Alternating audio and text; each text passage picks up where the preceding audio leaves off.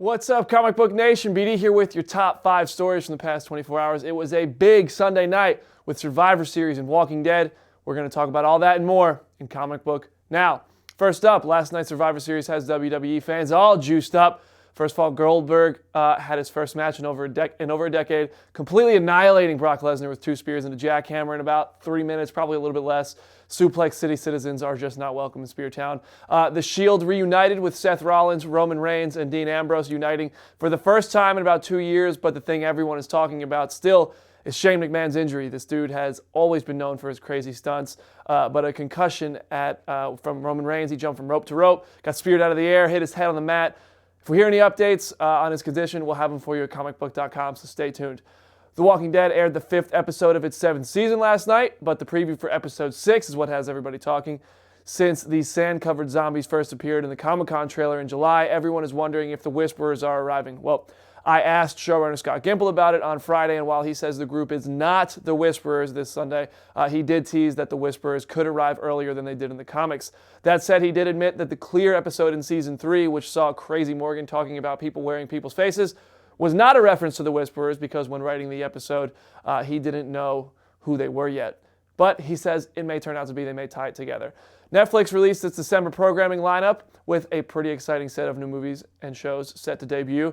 The Rock Fuller House Season 2, The Little Rascals, D2 The Mighty Ducks, and the one I'm most excited about, if Fuller House could get any better than that, Captain America Civil War.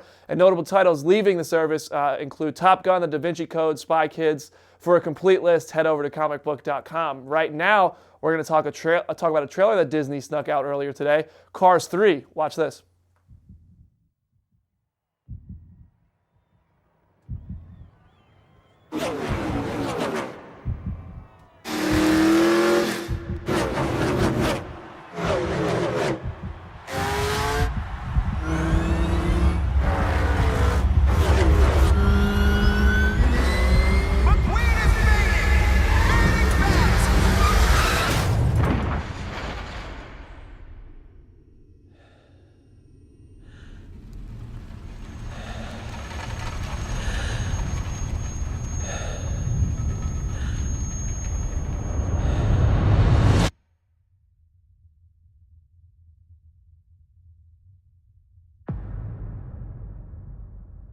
Can we get somebody to just recut that with Johnny Cash and make it into a Logan Cars trailer? Anyway, finally, our last story before we get to your questions. Feel free to start commenting.